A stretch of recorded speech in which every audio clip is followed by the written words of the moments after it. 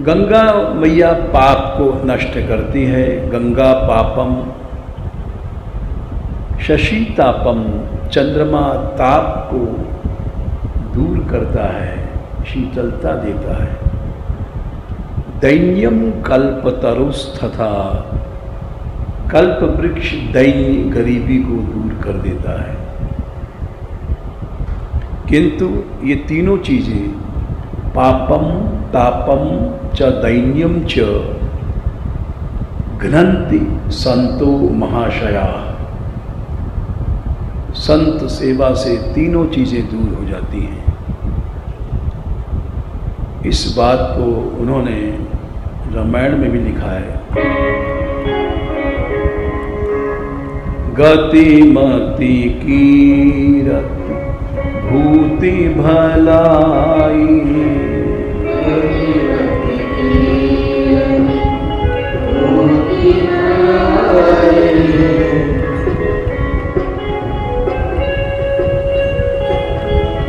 सत्संग की महिमा बालकांड में शुरू में बताई है। मुद मंगलमय संत समाजू आदि, जहां पर जिम जग जंगम तीरथ राजू, वहां लिखाया है अच्छी गति, अच्छी बुद्धि, अच्छा यश और विभूति संपत्ति, ये बिना संतों की कृपा के नहीं मिलती है। गति मति कीरति भूति भलाई,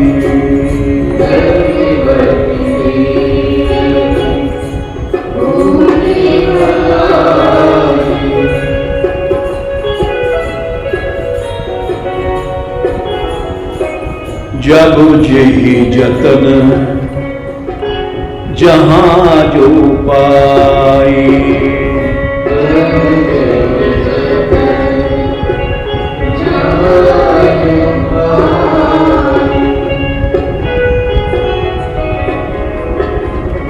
जब जेहि जतन जहां जो पाई,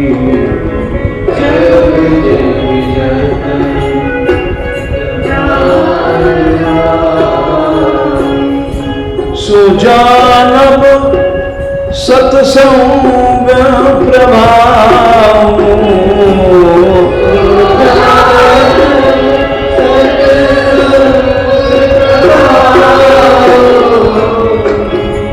क्या संख्या है मिला?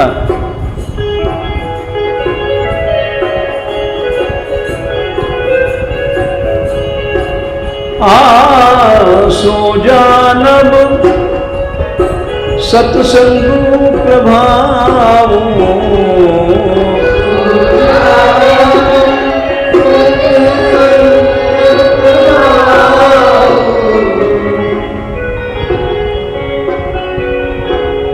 लोकहु वेद न आनि उपाऊ,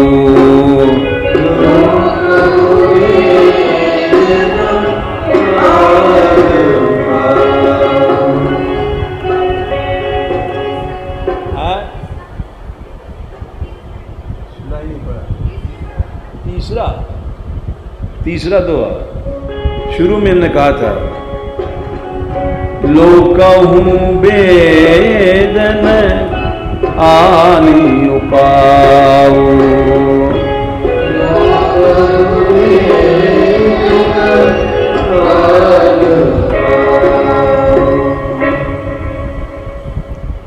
अच्छी गति, बुद्धि, कीर्ति, विभूति, धन, ये केवल संतों के पास मिलता है। अब प्रश्न है कि पैसा तो बहुत से लोगों के पास है, तो भी लिखा है वो कुलक्ष्मी है। सुत धारा दारा और लक्ष्मी ये पापियों के होए, संत समागम हरि कथा तुलसी दुर्लभ दोए। एक पैसा होता है वो सीधे नरक को ले जाता है, एक पैसा तो होता है जो भगवान से मिलाता है। दोनों का फर्क समझ लो, बिल्कुल दोनों का प्रमाण है। पहले तो एक दोहा है, फिर भागवत का भी प्रमाण देंगे। सिद्धांत को जानना चाहिए, क्योंकि लक्ष्मी के सुत चार हैं, धर्म अगिन नृप चोर। ये प्रसिद्ध दोहा है। लक्ष्मी के सुत चार हैं, धर्म अगिन नृप चोर। धर्म ए तो खर्चे नहीं, तो तीन करें भणफोर। यदि धन धर्म में नहीं लगा तो बाकी तीनों जो लक्ष्मी के बेटे हैं वो भणफोर कर देंगे, अर्थात नारकी गति दे देंगे, घर नष्ट कर देंगे। शराब, दुराचार, व्यभिचार, धर्म अगिन नृप चोर। अगिन माने क्या? कलह, लड़ाई झगड़ा। नृप मुकदमा, राजा ले जाएगा, चोर डाकू ले जाएंगे। तो धन, भागवत में लिखा है धन की दो गति होती है।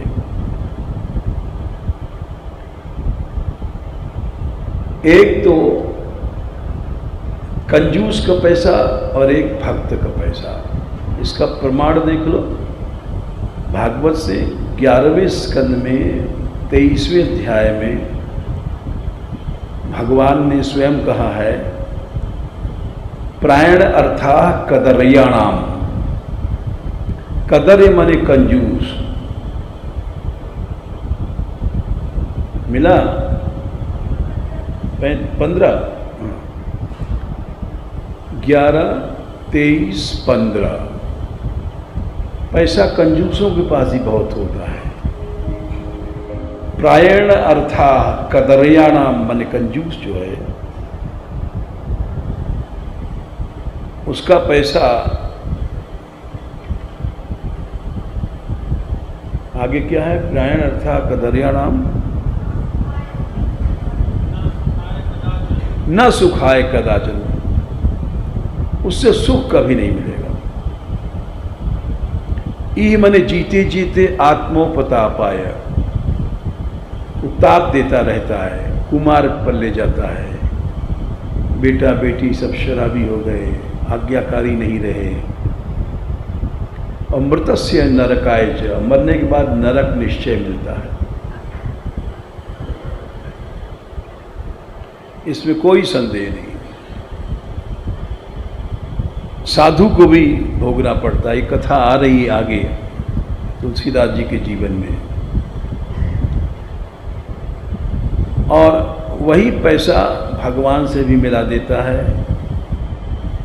इसका भी प्रमाण ले लो 11वें स्कंद में 5वें अध्याय में, धनम च धर्मैक फलम यतो वै। क्या संख्या है? धनम 11, 5, 12।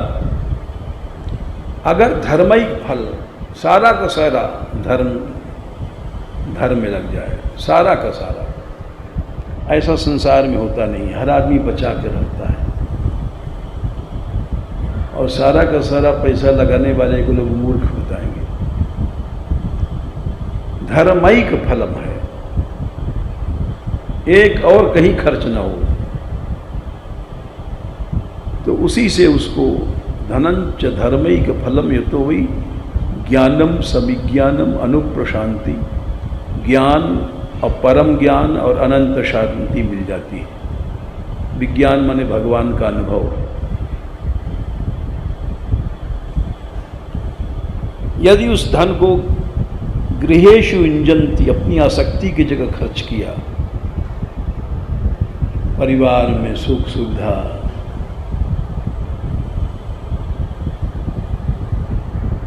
जहाँ आसक्ति है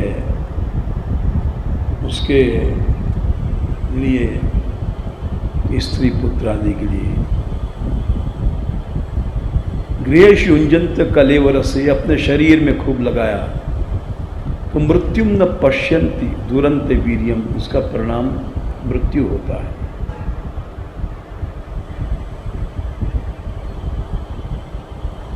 जैसे गोविंद स्वामी गोसाई जी के साथ आगरा गए थे, वहाँ उनके बहुत शिष्य थे, एक बहुत बड़ा सेठ उनका शिष्य था। सोने की थाल में मोहरें भेंट किया, अब बैठ गया, महाराज कुछ अनुभव हमको कराइए भगवान का। गोविंद सखा बड़े विनोदी मजाकिया भी थे। उनका सेठ यहाँ हमारे पास बैठ, हम अनुभव कराएंगे। हाँ भाई अनुभव कराएंगे। तो बैठ गया श्रद्धा से कि भाई गोसाई जी के साथी हैं। भीतर के कमरे में सेठानी घूम रही, सोने की साड़ी, सुनहली। पुराने ज़माने में सोने के तार की साड़ियाँ होती थी, अब नहीं। तो गोविंद सखा ने कहा, सेठ देख ये अनुभव हो रहा हो ना। उसने समझा ठाकुर जी दिखेंगे। बोले हम तो अनुभव तो नहीं हो रहा है महाराज। अरे हमें तो अनुभव हो रहा है, देख। वहीं ठाकुर जी भी थे। बोले ठाकुर जी तो दिखाई पड़ रहे हैं, साक्षात नहीं दिखाई पड़ रहे हैं। अरे साक्षात ये घूम रही है, कौन है? बोले ये तो महाराज मेरी स्त्री है। अरे तो अनुभव क्यों नहीं हो रहा? देख कैसी साड़ी यहाँ पे, सोने की तार की है। और ठाकुर को देख, ठाकुर की पिछैया वो साधारण था। बोले तो मामा ब्रजवासी थे, ऐसे बोलते थे, सब पैसा तो तू लगा रहा है या मौसी की सेवा में, अन्य बहू की सेवा में, और अनुभव चाहे, ठाकुर को ठगनो चाहे। तो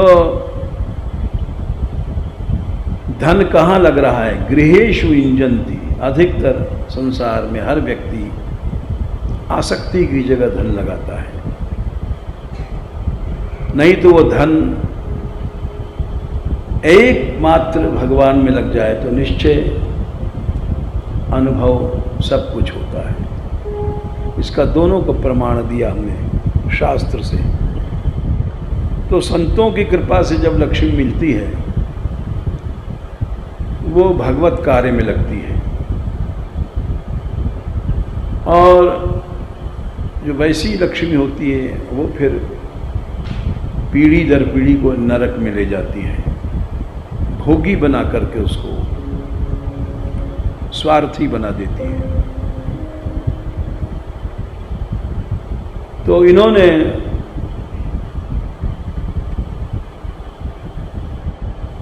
वृद्धा को आशीर्वाद दिया। आशीर्वाद के पात्र थी, और हमने देखा भी है भक्त सेवा से धन बढ़ता हुआ देखा हमने, अपने आप रिद्धियां सिद्धियां।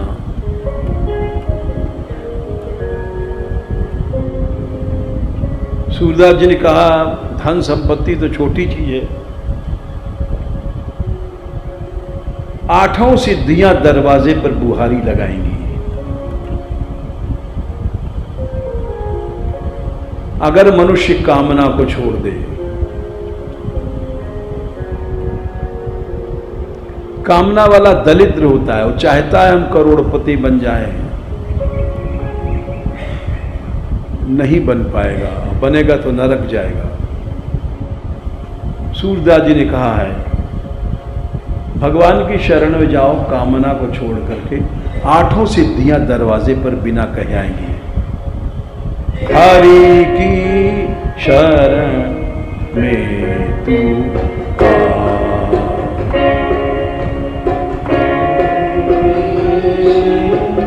शरण में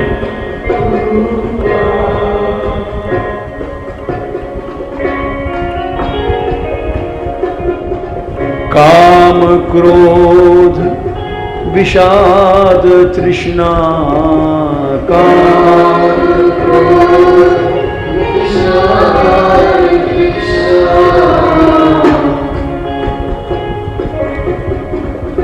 प्रसंग इतनी है, बुढ़िया को आशीर्वाद देके चले गए। बस 2 लाइन का प्रसंग है ये, हम इसलिए बता रहे हैं। देखो 2 लाइन का प्रसंग को इस तरह से कहना चाहिए। सिद्धांत, कथा, उदाहरण,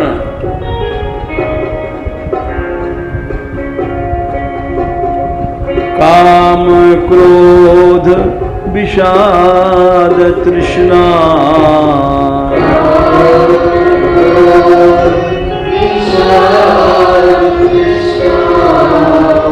उदास विषाद लड़ाई हो गया, मुंह फुलाए बैठे हैं। विभीषण ने रावण से कहा था, जहां सुमति तहां संपत्ति नाना, जहां कुमति तहां विपत्ति निधाना। घर में कुमति है, मुंह फुला रहे हैं, काम क्रोध का वातावरण है, तो वहां अनेक विपत्तियां आएंगी। रावण से कहा था, सुमति कुमति सब ही रही, नाथ पुराण वेद सब कहाई। सुंदरकांड में रावण को उपदेश दिया विभीषण ने। वहां बताया कि संपत्ति क्या है।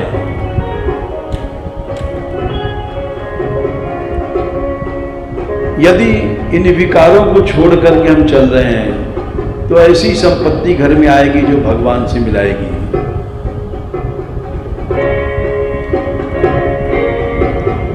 काम क्रोध विषाद तृष्णा,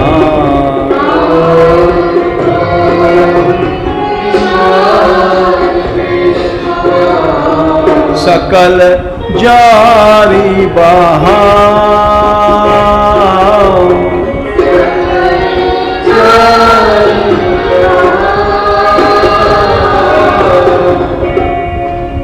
हरि की शरण में तू आ।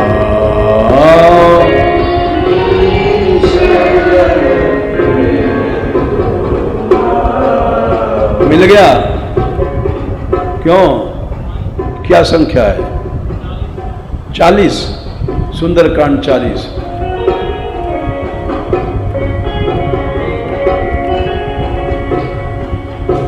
अगर काम है और पैसा भोग में लग गया तो नरक जाओगे।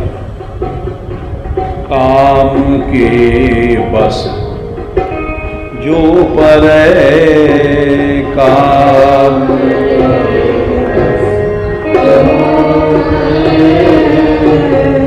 जमपुर ताको त्रास, जमपुर ता